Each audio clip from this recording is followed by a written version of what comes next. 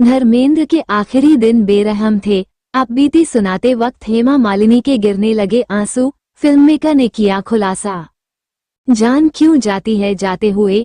धर्मेंद्र की एक कविता की यह पंक्ति उनकी गहरी संवेदना को बयां करती है, जिसे उन्होंने अपनी जिंदगी के आखिरी पड़ाव पर बयां किया था।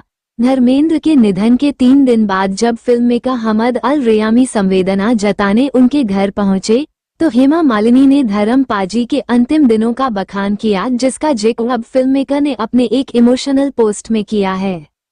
धर्मेंद्र हमारे बीच नहीं है, लेकिन वो अपने करीबियों और चाहने वालों के दिलों में जिंदा रहेंगे।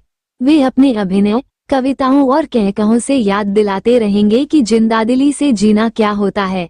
धर्मेंद्र के निधन के चंद रोज बाद फिल्ममेकर हमद अल रेयामी उनकी पत्नी और अदाकारा हेमा मालिनी से मिलने उनके घर पहुंचे थे, जो तब अपने भीतर की टूटन और अकेलेपन के बीच सहज रहने की कोशिश कर रही थीं। हमद अल रेयामी 30 सितंबर को धर्मेंद्र से आखिरी बार उनके जुहू स्थित घर पर मिले थे।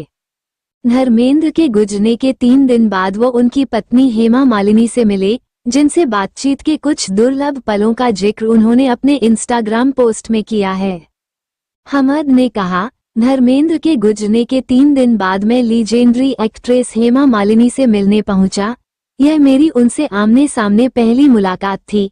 हालांकि मैंने उन्हें कई मौकों पर बहुत दूर से देखा है, लेकिन ये कुछ अलग था।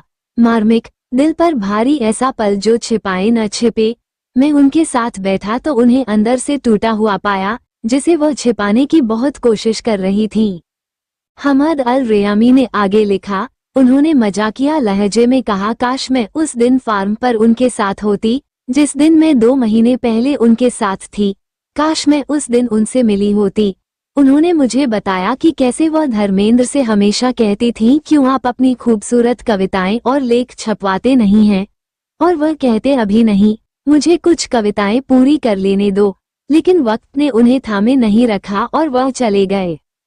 हमद अल रेयामी ने आगे लिखा, हेमा मालिनी ने फिर कहा, अब अजनबी आएंगे, वे उनके बारे में लिखेंगे, वे किताबें लिखेंगे, जबकि उनके शब्द लोगों के सामने नहीं आए।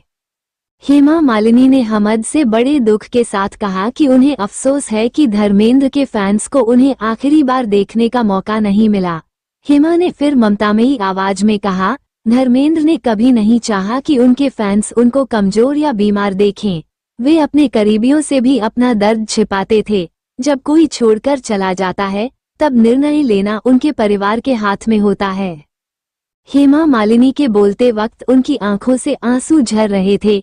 हमद अल रेयामी ने कहा, मैं कुछ पल रुका और उनके आंसू पोंछे।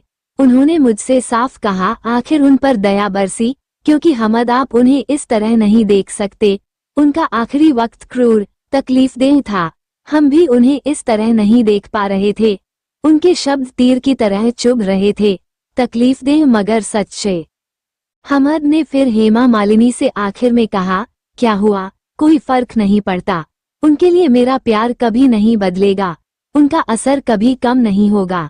जब मैं निकलने के बारे में सोच रहा था, तो मैंने झिझकते हुए उनसे तस्वीर के लिए अनुरोध किया, क्योंकि हेमा मालिनी के साथ मेरी कोई तस्वीर नहीं थी जो उनके साथ मुझे जोड़ती हो। उनका रिएक्शन भी धर्मेंद्र की तरह था, मुस्कान के साथ दया का भाव। मेरा हीरो लीजेंड सुपरस्टार धर्मेंद्र। भारतीय सिनेमा के सबसे बड़े और पसंदीदा सुपरस्टार धर्मेंद्र ने 24 नवंबर को अपने करीबियों, दोस्तों और फैंस को हमेशा के लिए अलविदा कह दिया। उन्होंने अपने 90वें जन्मदिन से कुछ दिन पहले मुंबई स्थित अपने घर में अंतिम सांस ली। वे उम्र संबंधी समस्याओं से जूझ रहे थे। धर्मेंद्र के गुजरने से उनके चाहने वालों और करीबियों के दिलों में एक खालीपन पसर गया है।